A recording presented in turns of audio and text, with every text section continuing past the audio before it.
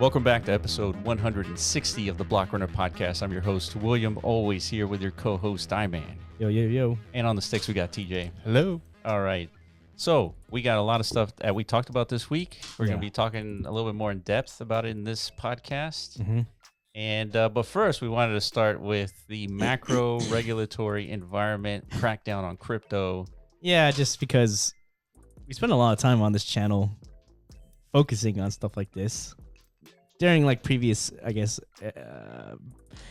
eras of this bear cycle. Well, right? not only that, we spent like 6 months in the bear phase, in like just like a depressive that's what discussion. I mean. That's what I mean. Like it was basically nothing but doom and gloom on this channel, and it wasn't our fault. Yeah, and it somehow it still persists.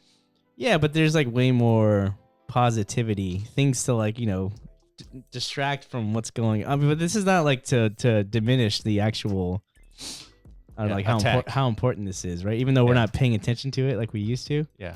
Because we're actually really trying to focus on something like the fundamentals of what's happening, with ordinals, AI, L2 expansion, LSD finance, all this new stuff that's accruing in real time. It's very interesting stuff. Yeah. This is what you want to be spending your bear market times doing, right? Observing, understanding all the new innovations, and if you have the capabilities, contributing to all these things, building something, right? Mm-hmm. But nonetheless, there's some serious attacking happening. Yeah. So we got to figure out like what is the best course of action, if there even is one, dude. Do we just sit here and passively like get annulled, get railed, on a date? I mean, really, that's our only choice. But not really. It seems like the zeitgeist of Web3 is, I don't know, like they want to do something more collectively. At least according to crypto Twitter, there's definitely like a banding together moment happening. Yeah, this is the Independence Day.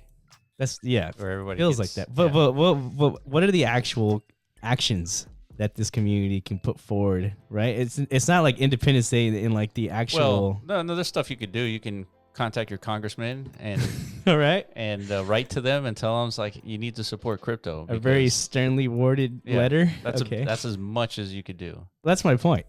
Are you sure though? There's nothing else we could do? What about with all the AI stuff we got? Oh, we could come up with like fake narratives with AI. I feel like we've been seeing like an influx of that lately. Yeah, just fake news propagating, and it feels like on purpose. Of course, because I feel like it's a new strategy humanity is like figuring out. Yeah, they're doing it to Trump. Everywhere. I think if we flood the market of like just confusion, just like mass confusion. But why? What is the strategy behind that? Like I think it distorts the impact of like the attack. And I don't know. I don't know what like the collective force is behind all this. Well, it's like little fucking pings, like even if it's fake news for like a small second in time, there's like a small consensus around this like little tidbit of information. Everybody kind of like intuitively like reads the headline. Yeah. And it's already like been implemented into our our storage of our brains for like, even if it's a small amount of time, and like everybody figures out like a few minutes later, oh, that was fake. Yeah. Doesn't matter. Then you could try and like take it out, but still now that you have like a lingering like residual truth sentiment about something that was fake. Right. And you keep bombarding the mind with stuff like this, you could shape people's opinion just off of fake news. It happens all the time. Yeah, it's like when that picture of the Pope with the white jacket came, it was like, that dude swags. It's like, cool. That's right. And then once we found out it was fake, oh, I guess he's lame again. Yeah. But still, like residually, like, you know what? Maybe he could be cool. Yeah. He just needs to up his, his style a bit. And all of a sudden, man, that guy's, top G, I guess. I don't know. But it's like that. It's like a whole new thing, and this is only going to get worse with AI. This could be, like you're saying, a strategy that their people are leveraging, and they're leveraging to an extent where it's like believable with AI. Well, it's believable, and like also like we're getting like so. At least me personally, I'm getting so like desensitized. I'm just losing. Like I don't believe anything anymore. Yeah, same. Yeah, at all. I can't trust any source. I don't know what's going to happen in the future. Some people are predicting that like some committee of some kind is going to have to emerge where we have to like honor this committee's like duty to like cipher through all this different like, channels of information to basically dictate like this is what's true and what's not true. Yeah. Because otherwise we're left to ourselves, and people typically individually, we don't have the time or the bandwidth to kind of like figure that out for ourselves. Yeah, there was this YouTuber I was watching. She focuses on marketing, and she was saying that the collective ideology of like of people on social media, they're starting to get desensitized by like this fake news stuff, and they automatically assume that it's fake. Yeah. Yeah, that's bad. That's bad for, I think, our culture. It is, especially when like the scientific community says, "Hey, we should be doing this," or "We can't be doing that." It's like, yeah, that too. Like now the whole COVID thing. Now I don't even. Every day I'm seeing more and more like same things coming out about the vaccines. Like it for sure was like a hoax. Yeah. I was listening to All In podcast, and they had a consensus that it was a hoax. Like it was all like, not useful. Not only that, but like now everybody has like 13,000% like higher likelihood of heart disease because of it. Something like that. Yeah. Like that is an outrageous claim. And we're all just kind of like going by like life. And it's like, okay, I guess, fuck it. I guess that happened. Yeah. I feel like that should be something an uprise is worthy of. Dude, everybody literally got poisoned by our own government. Yeah, but you can't assume that that's true. But I don't know if that's my point. You can't assume that it's true. I don't know if this is another one of those forces that like leverages fake news to kind of like change the minds of the populace. Yeah, even All In podcast guys could all be getting duped right now. They could be, but it made me rethink my own position on like the vaccine. I was like, maybe I'm wrong. Yeah. And so now I have to like spend my time researching. Exactly, but you can't do that. And I don't want to do that. It's not. No, you literally can't do that. I mean, you can, but like, dude. I mean, I do a ton of research, but yeah. I don't want to spend that research on like vaccine, like hoax and conspiracy theory stuff. Like I just don't want to spend time on that. Well, that's why people who are trying to push this narrative, like they do all that, or they package all of this information for you. It's like, we've done the research. Like, here it is. Yeah. Here are all the lab results. And it's like, oh, I guess it came from like some research institution. So I guess it's credible, right? Right. That's what we were taught in schools. If there's like a .org, some sort of like publication. Even then you can't trust that completely. Understood. Right? We need some sort of technical scientific consensus, like we've talked about in the past. Like we need some sort of AI fed data from the scientific community where you could just query the AI as like, is this true? I don't know, dude. This is becoming to me more and more like it's exhausting. And yeah, it's becoming more of an obvious issue. And I think obviously this is why Elon Musk bought Twitter in the first place. He sacrificed his whole, like half of his personal net worth to acquire that platform because I think he understands the value of it. Like, and I think the community notes thing is probably the spearhead that's needed here, because every time you do like a fake news tweet, like with AI should just like swoop in there and be like, yeah, this is fake news essentially. Here's why. But then we'd have to trust that like entirely. Like that's another barrier. Who knows how many years it's gonna take for that like consensus around some AI model. It's like this is 100% unbiased. But eventually, I think we can get there because I mean, dude, math is math, science is science, and science isn't right all the time, but its whole existence is to get it right eventually. Right, but those are things that are like actually. More towards the line of like objective like discoveries, you know what I mean? Those fields, we're talking more like human. Well, we're talking about Trump and Biden and just like anything that's going on in like society, civilization, like but there's still truth and there's of course, right. So it can be discovered. I don't know. We might not ever get back to that stage of like existence where there is truth or trust amongst each other. Something like that. Yeah, we're not trying to dupe, everybody, even though there's incentives to dupe everybody, right? Everybody's trying to sell something, right? Yeah. So we're piling on to the dystopia of the potential of the future, where we're heading. But I think there are ways to contribute towards this. This is a big problem. This is a huge problem. We definitely need to, I guess, strip away as much like vectors of influence on this like thing we call like the highway of information, like the internet, the things that feed us, like what is truth and what isn't. So I think things like decentralized internet or decentralized social media, whatever, like Nostr, right? Yeah, the thing that Jack Dorsey is endorsing and Is whatnot. using, and funded to some extent. I think that's going to become much more like but that of a powerful narrative soon. I don't know if that comes with like truth embedded into it, right? It still has the same problems. No, but I think, yeah, I mean, but at least we could strip away like all the entities that have like such a strong gripping on this stuff, right? Yeah. Like, basically political influencers, political parties. I don't know, like legacy media organizations, companies like that, and anybody who's affiliated with that. But then you start to think, okay, now you strip all that away. Now we're left with people, right? Now we need some sort of like a governance mechanism for people to, come to consensus on information. You're one of your favorite like aspects of crypto is like DAO stuff. It is. It's the most interesting because it has a ton of implications. So I understand why it's interesting, but I feel like I'm the most bearish about all of, if anything in crypto, DAO's like the most bearish in my opinion, just because it's so difficult.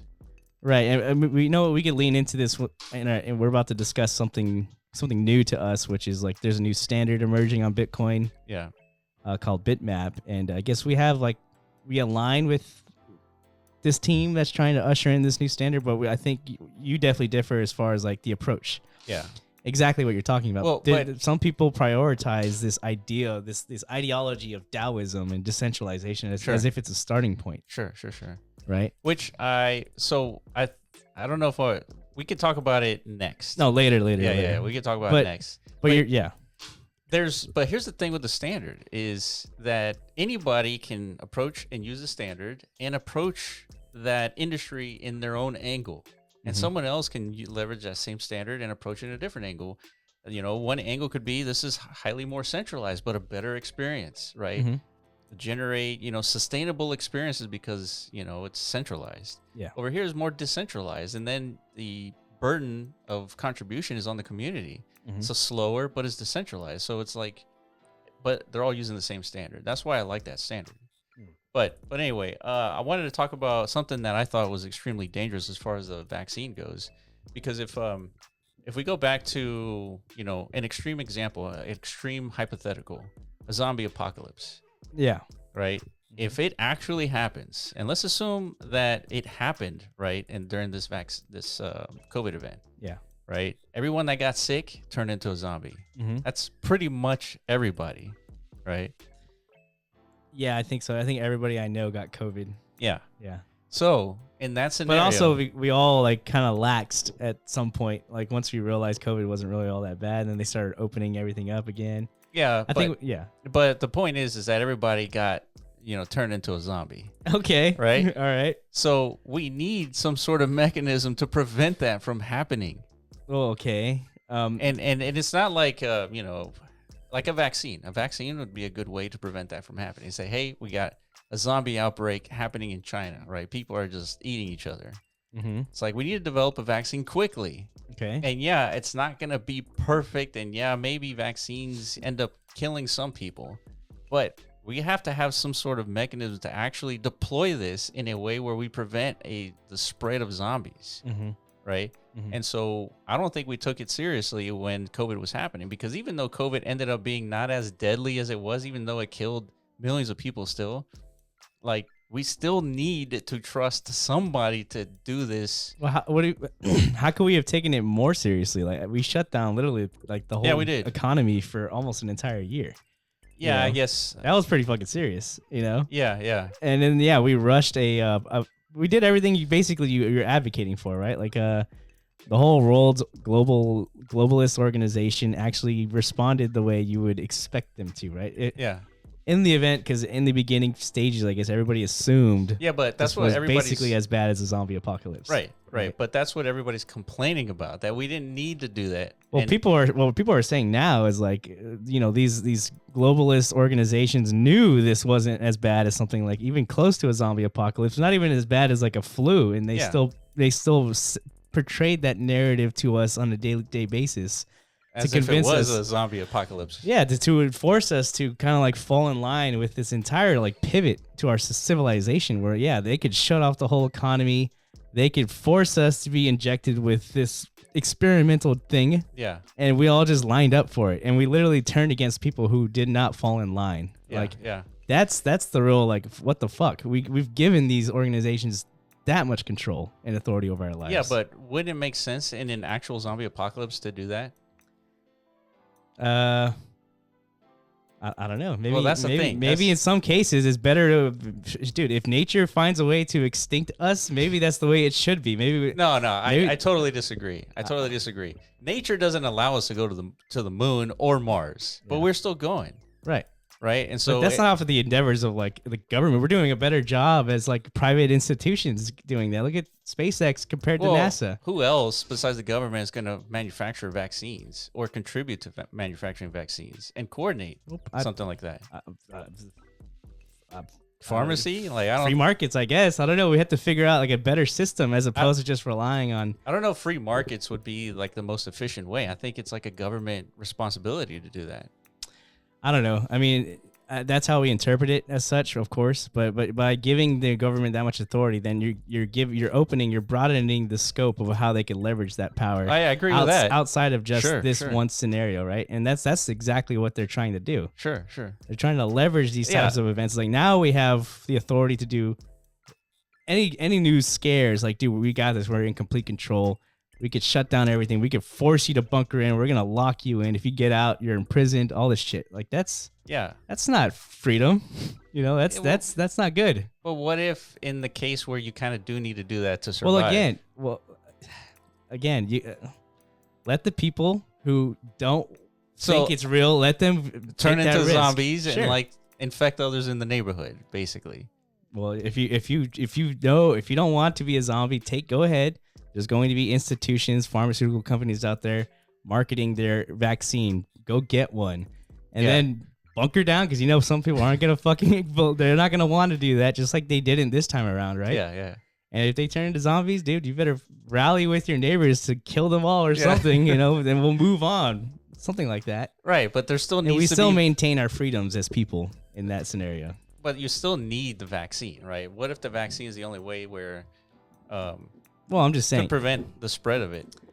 Yeah, I mean, okay. In this scenario, the government aided significantly, right? Because they were able, I guess, to get the world to collaborate on like a massive scale. Yeah. I guess. Really, it's probably like a handful of companies. Sure. But we need. Well, they're the only ones capable of doing something like that. Well, exactly. And you don't think they would do that? Like, you know, self-motivated, even though like not government mandated? You don't think like, oh, shit. Yeah. We have the tools, the equipment, the scientists, the engineers to respond, and we're gonna do this. Yeah, but that's you're assuming or you're implying that these companies, these pharmacies, these 5 pharmacies, are going to collaborate to create a virus, like they'll be and deploy it so that they can make billions or trillions of dollars. Do it in an ethical way, right? Where they don't like discriminate or. Yeah, that's true. Like they're.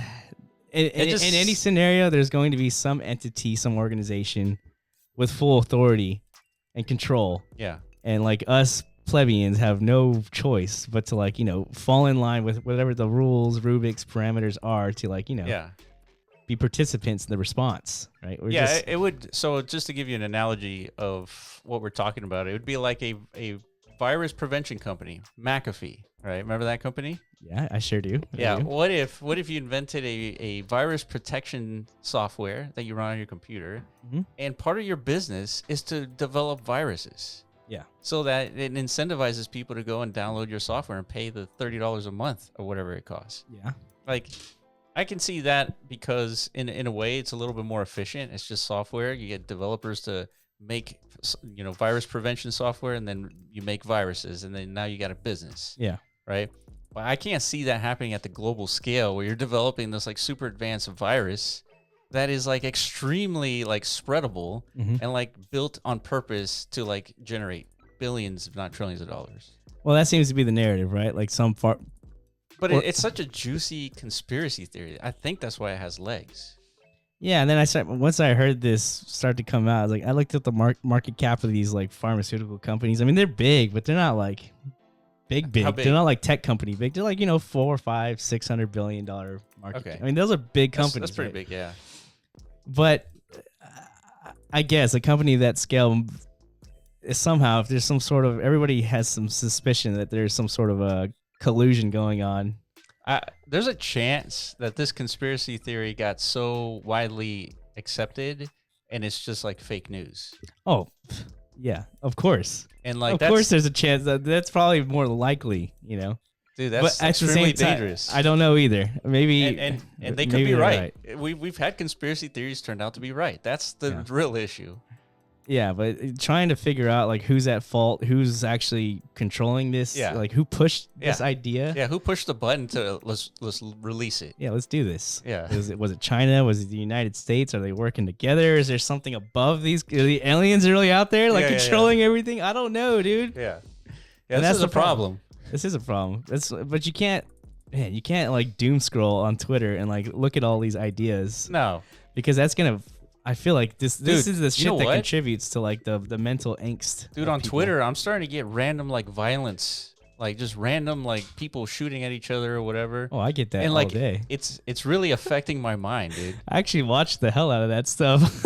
Like, I don't know why, dude. You're probably watching it on like one of our company accounts because negatory, like, dude. I wouldn't do that. Come on, I have my own personal account. What do you mean? Well, all of a sudden, I guess it's my own personal account, but I'm starting to see it. Well, it's what the people like, and I guess like the algorithm's like, oh, maybe he'll like it too. Well, sure. But what I'm saying is, it's not the violence that so much I have a problem with, but I'm noticing that it's affecting me. In what way? Like, I don't know. Anytime I go to like Walmart or something, I'm like extra sharp, paying attention of what the hell's around me. Yeah, because now you're aware of like the possibilities. You're aware of the jungle. Yeah. Like that, we're living in the modern concrete jungle, dude. It's madness out there. Yeah, but it's just but the violence that happens, like violence has been declining for the most part over the last century. True. Yeah, and so it happens a lot less often.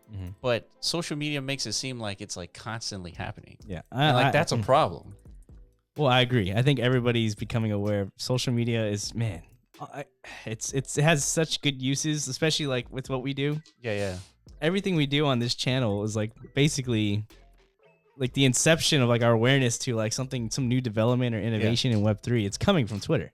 Yeah. Because you find these things by listening in on the conversations of what's happening on Twitter, crypto Twitter. Yeah. And then you do your independent due diligence. And you start to see if there's any legs behind these ideas, and then you find out it's like, oh, we got content, dude. This is it. This is what we're gonna fucking talk about this day. Yeah. But then we got this other side because your eyes are still fixated on that same platform, and like in between these like super useful, tweet conversations are like dudes getting stabbed. Yeah. And you're right. It's exhausting. And look, we just spent the last probably 30 minutes talking about it instead of something important like Web3, crypto. It was quite the rant. Yeah. I guess it was built up. Yeah. We needed to release that one, dude. Yeah. Dude, it's a real problem, man. Well, yeah, because like I said, Twitter is one of our main tools, and we've talked about this with you guys who want to know more about how to be better, better participants in this Web3 ecosystem, how to identify trends and opportunities. Yeah. And one of the main critical tools is Twitter. Yeah. No lie. Yeah. We've built like a whole fucking system around it, So if you could, but then that comes with the pitfalls of now you have to expose yourself to this shit. Like without, you don't even want to, but it just enters your awareness. Dude, and here's the challenge is like, I talk about the violent stuff, and it's like random acts of violence, like people getting run over or whatever. Yeah. But I could easily just like, click on the button, the little dots, and like ignore tweets from like this account.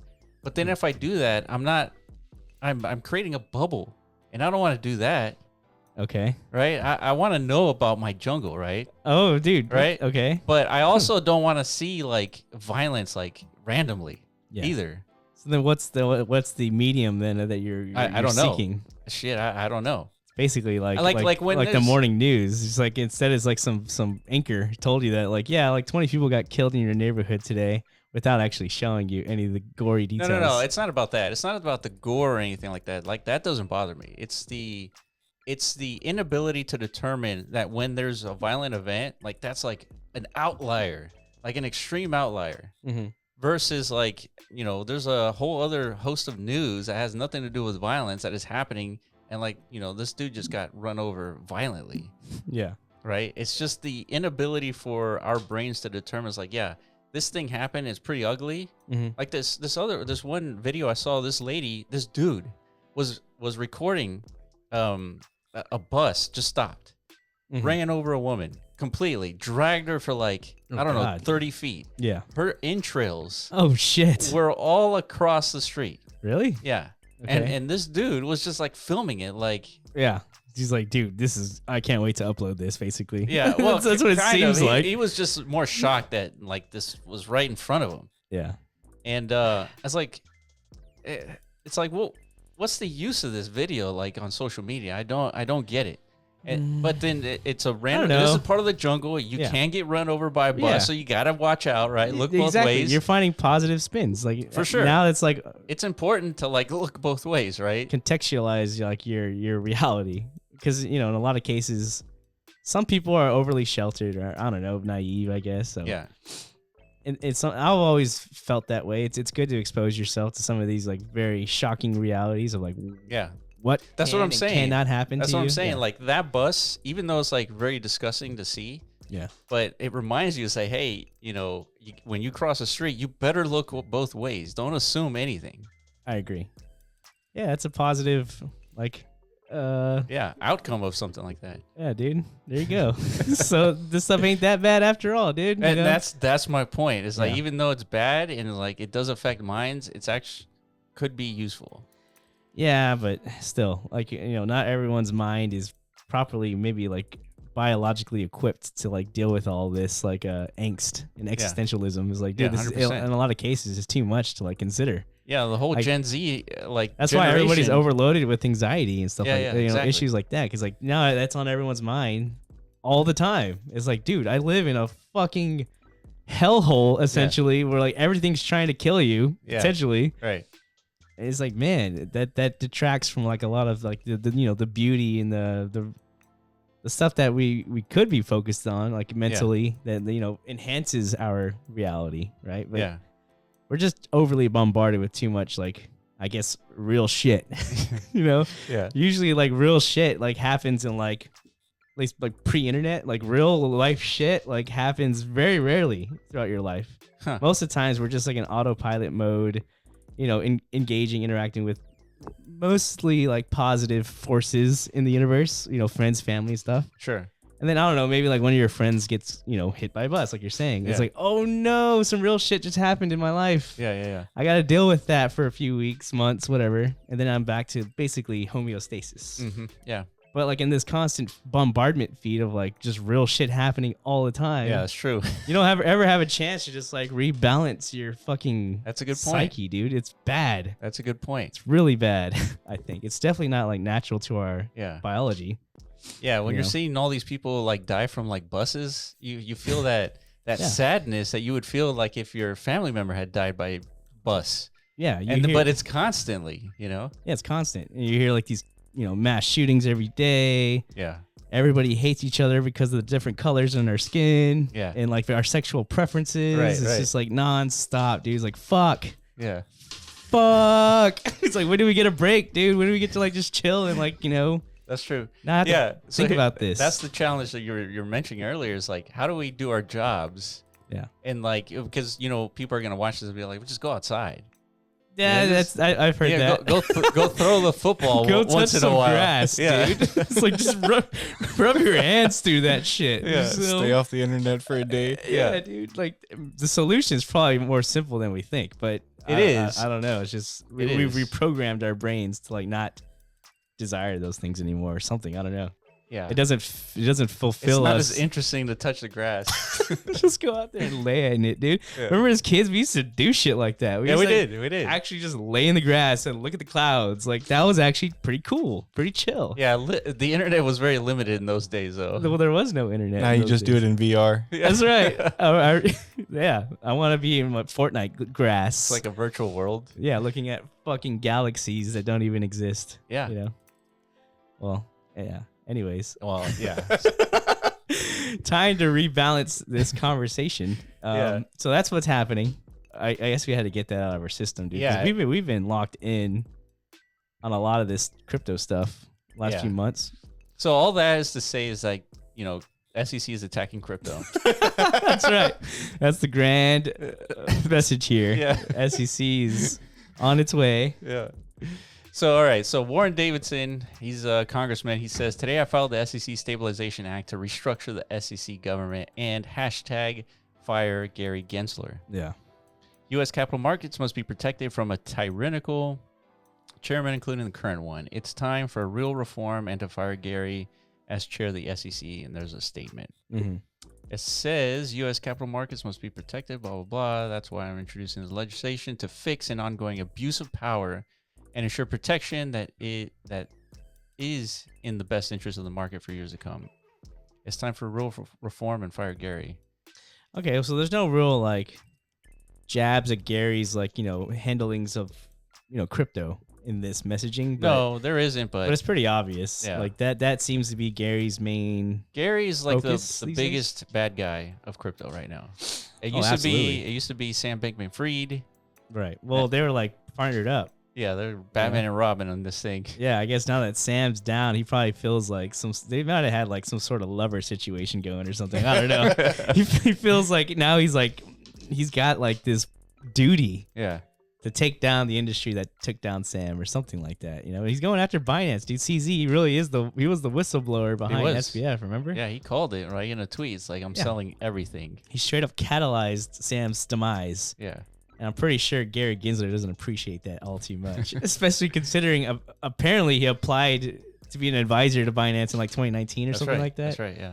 So there's some weird, dude, there's definitely a movie script here somewhere. 100%. There's too many ins and outs and tangles and like everything is connected in one way or another Yeah.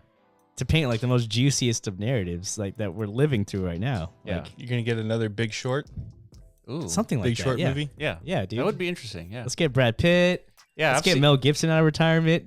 Yeah. Just because. Mel Gibson. This would be a great movie, dude. Yeah. But unfortunately, we're not at, like, we can't just sit back and like popcorn this narrative yet, because this is actually happening in real time and this has real impact. Yeah, and it's impacted the market significantly. Yeah, Right. especially altcoins. Yeah. Mana's down in big time. Oh my god, Matic yeah. is down big time. That's right. 21%. But you got to remember and keep in Cardano. mind, like these things, these to me are like actually ginormous opportunities. Remember, the United States can do whatever they want as far as like eliminating United States participation in these markets, but these things don't go away.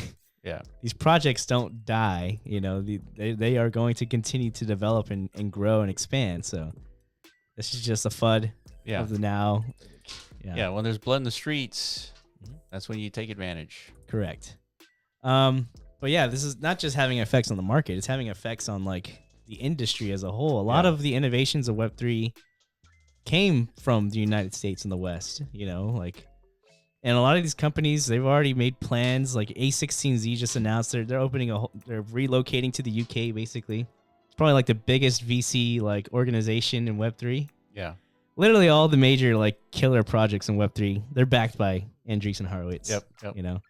So the fact that he's relocating to the UK, his crypto chapter, makes a lot of sense. Gemini, Kraken, Coinbase, all of them are already like in the procedures of they are creating some sort of non-US entities, and it's gone. Yeah. It's over. The United States has already fucked themselves. Yeah. It's over. Yeah. There's I no agree. recovering from this already. Yeah. It's once they move, like they're gonna just come back. No, once the dude, that's all- regulatory. Yeah. You can't trust anymore. Like the United States, government has diminished its trust from the business community, the innovation of technology, right? Like, It's interesting how they would just shoot themselves in the foot like this, because companies and businesses, like you're saying, they're the reason why the United States became a superpower. totally 100%. The world used to interpret the United States as like, if you're an entrepreneur, you have like that mindset. You want to like do something. You want to change reality through the endeavors of business and technology and whatever the fuck. Yeah. You come to this country because like that was the spirit and the ethos. And we'll support you. Yeah, and like the government, understood during those times, like, yeah, we need to support this ethos because this is what's going to grow our economy. Yeah. And it did, but now it's like, no, fuck that. We don't want that no more. Yeah. And China's slurping, dude. Yeah.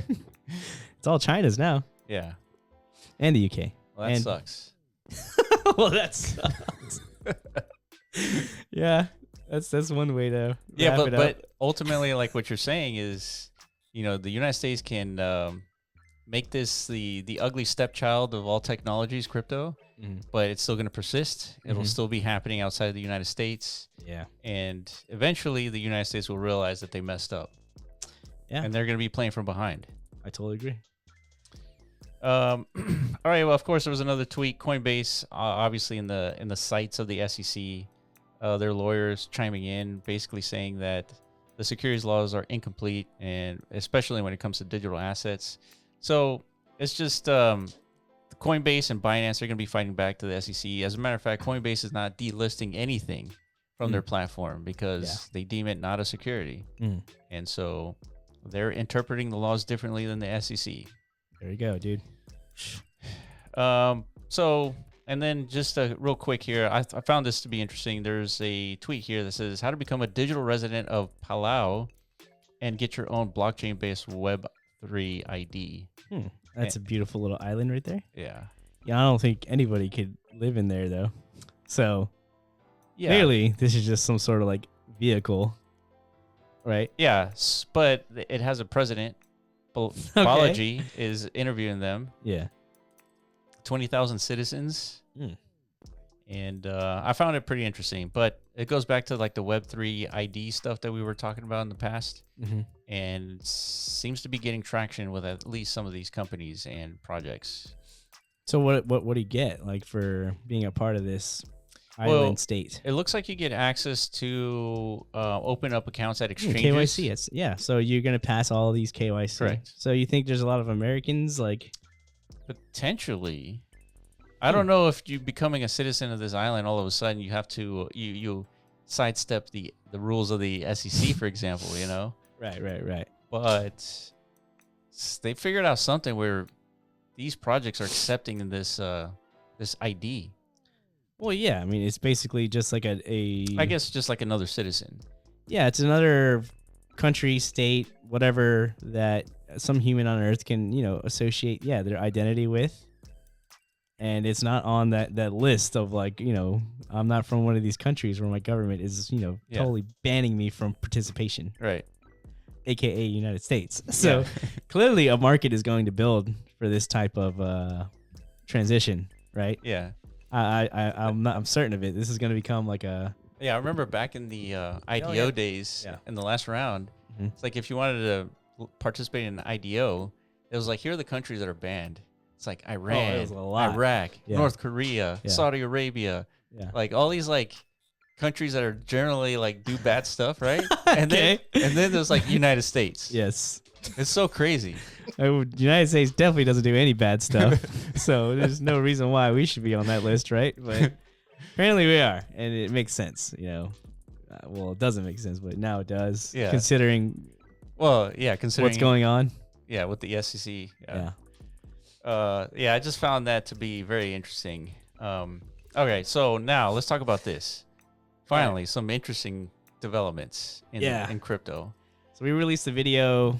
I guess this is going to be posted on Saturday. So we released a video like on Tuesday, a few days ago.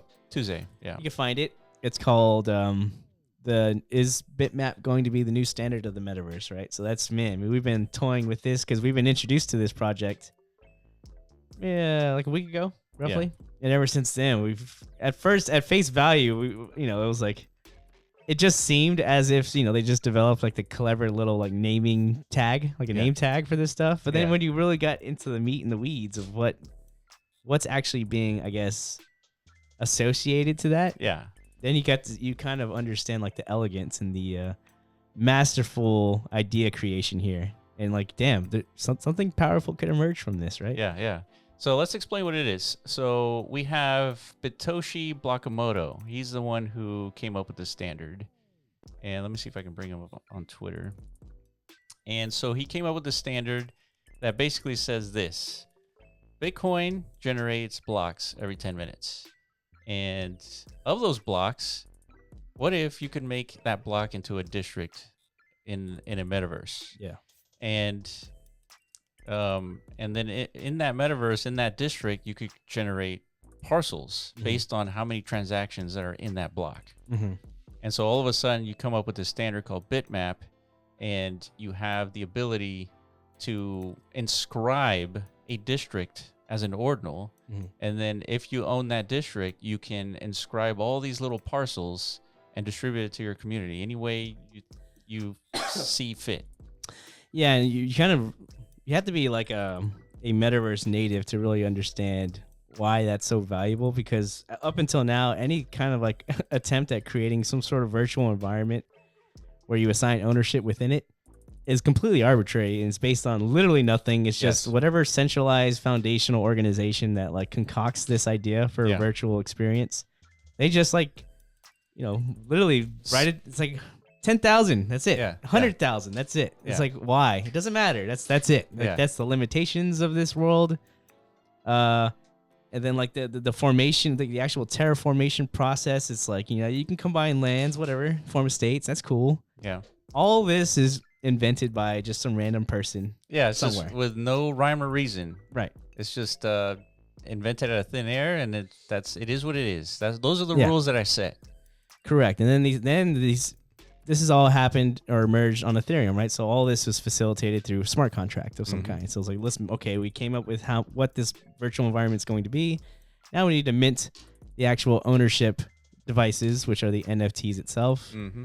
And that itself has its own like vulnerabilities. Like smart contracts are always have the risk of potentially being, exploited one way or another, whether it's internally through some sort of back end loophole that was programmed in the smart contract, or just some hacker who figures out a way how to exploit it, right? So there's no guarantee like this virtual environment is going to tomorrow be the same, have the same, like, I don't know, what's the word? Like parameters, I guess? Yeah.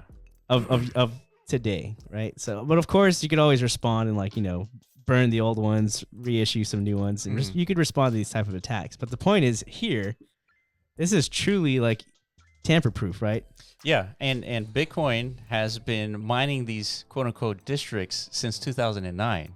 Yeah. It's just as of recently with this ordinals theory from Casey Rodimer, you're able to inscribe these districts and then, think of a virtual world existing as each block. Yeah. And so what's cool about this is that every 10 minutes, a new block is formed. That means a new district emerges. A new world, potential world. Yeah.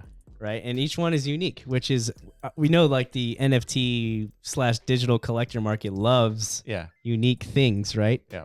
So when you're talking about distributing like, ownership of an entire metaverse standard ecosystem, like the fact that each one's going to have its own unique properties, its unique landscape, and then you get to take ownership of that, and you get the full authority and the creative like potential of like, I get to decide what this is going to be. Yeah.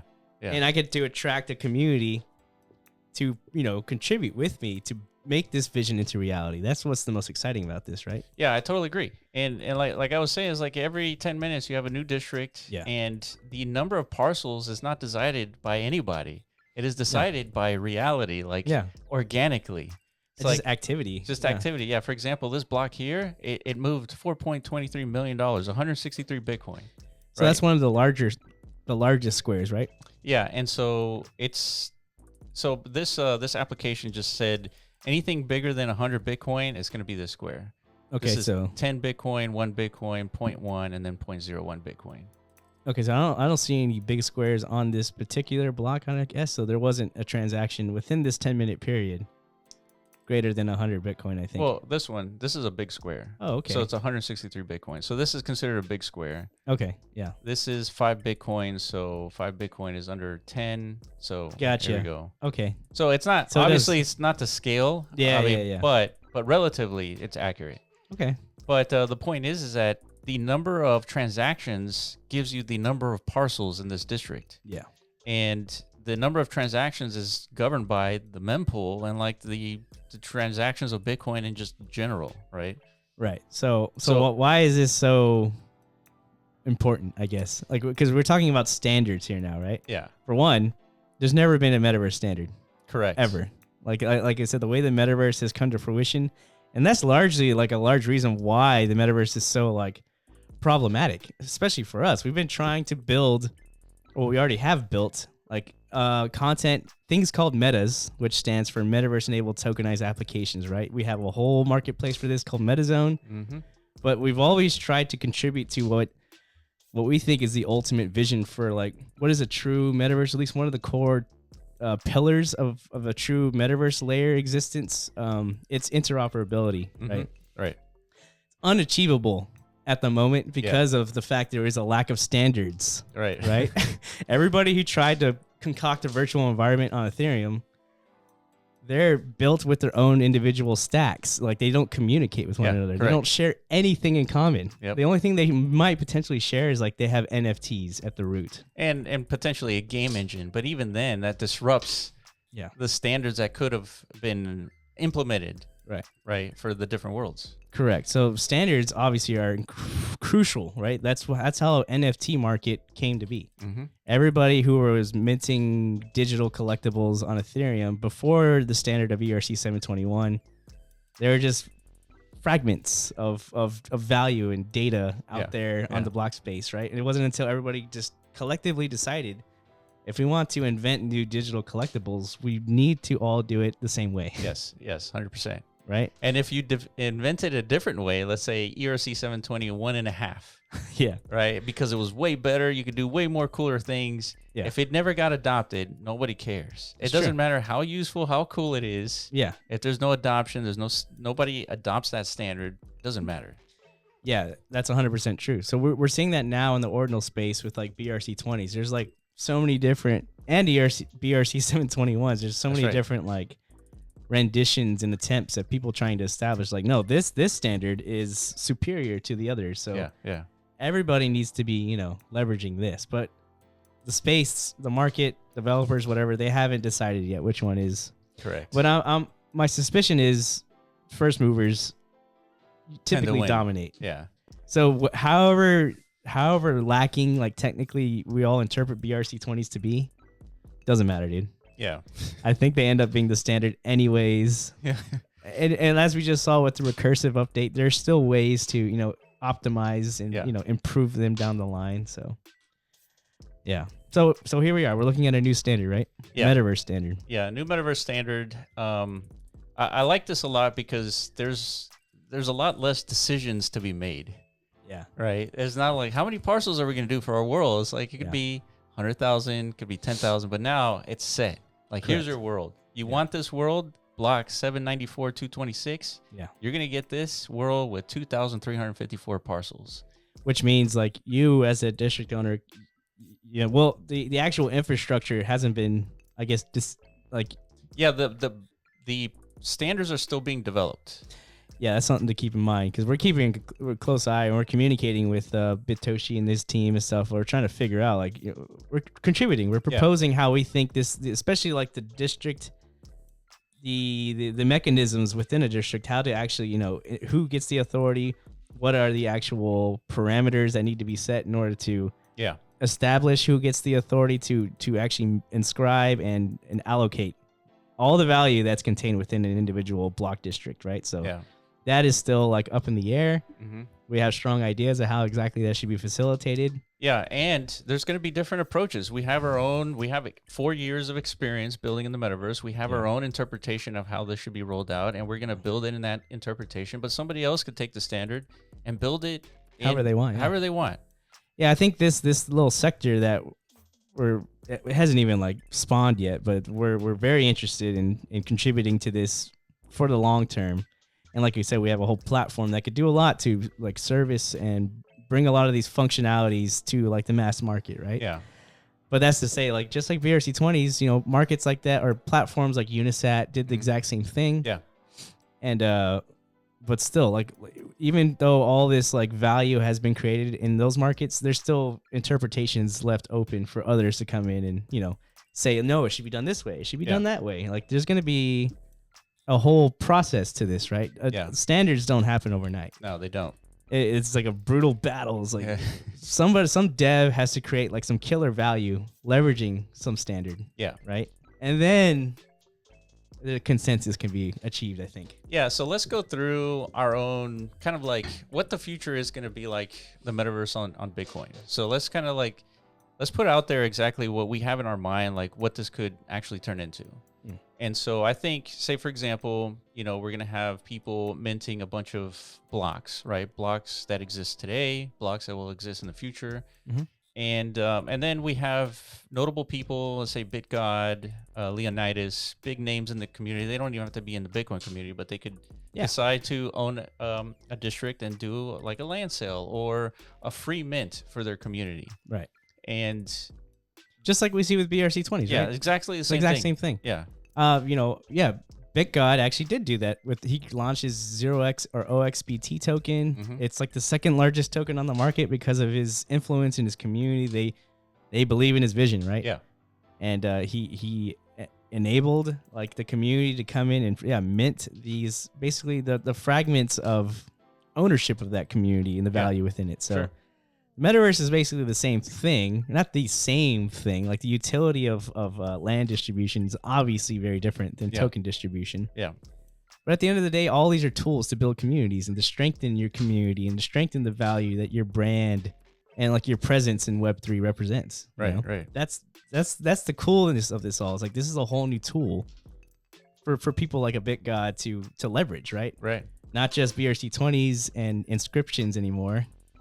The metaverse, a whole new layer that could be tapped into. Yeah. Right. It's like a multiplayer real-time, you know, game or existence where you can interact with your community.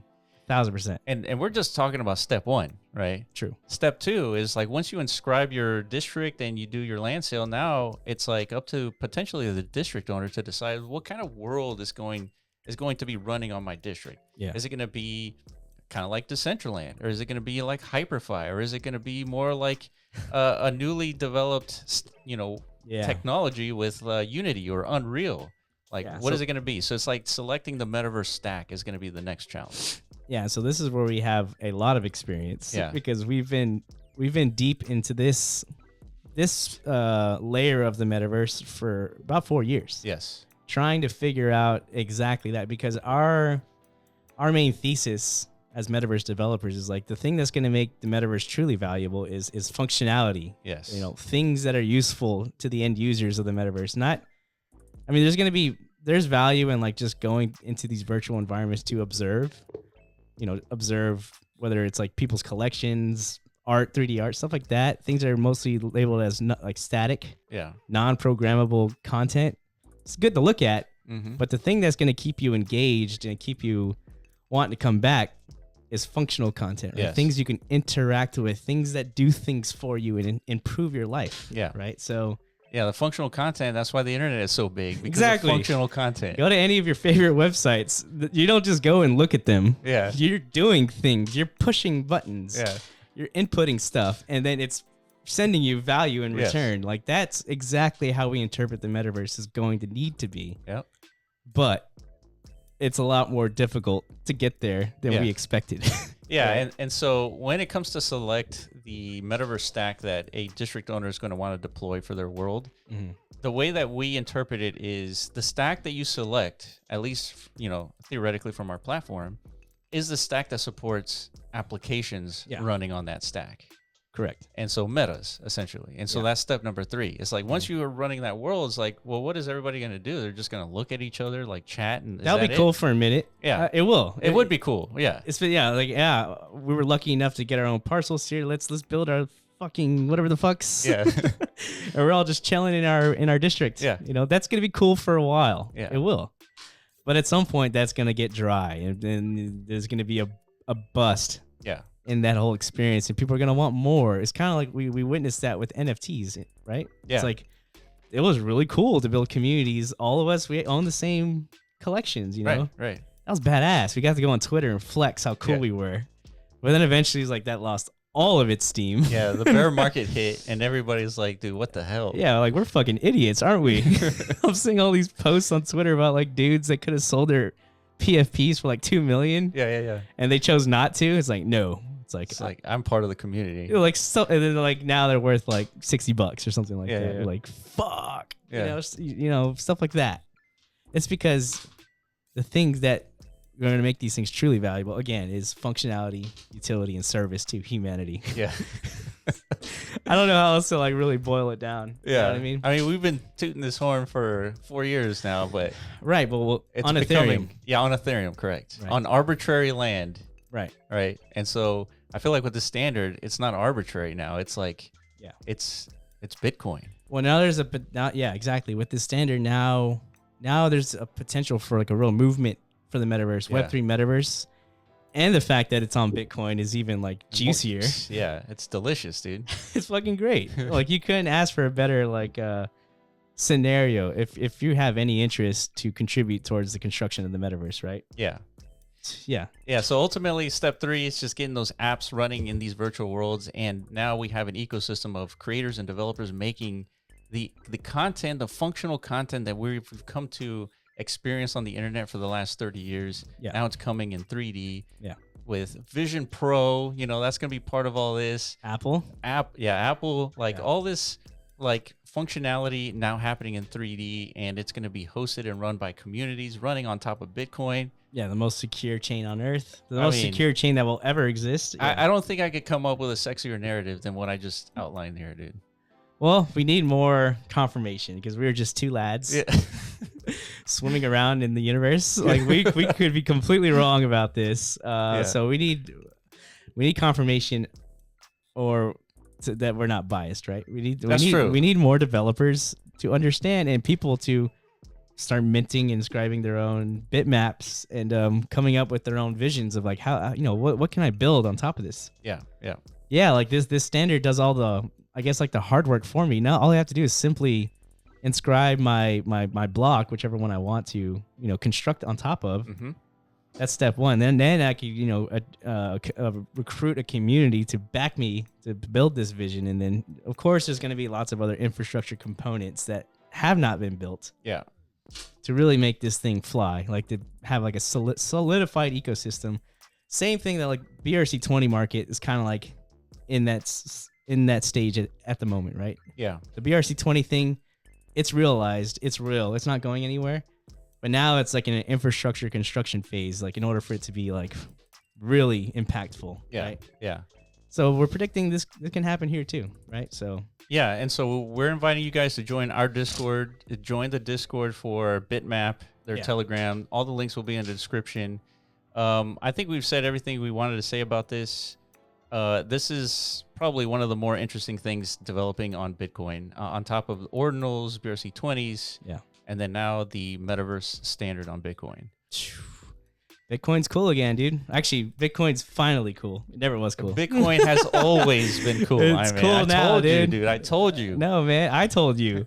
What you told me? I told you, like, in order for Bitcoin to be cool, it can't just be like some fucking boomer buck, like fucking gold competitor. That's so lame, dude. This is way more cool. Well, yeah, it's cooler, but it was always cool. To you.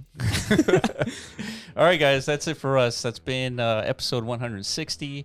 Make sure, I guess if you have any questions, definitely leave the comments down below, and then make sure you follow us on Twitter at The Block Runner, at MetaZone.io, and at Rovi AI, and we'll catch you in the next podcast. Peace.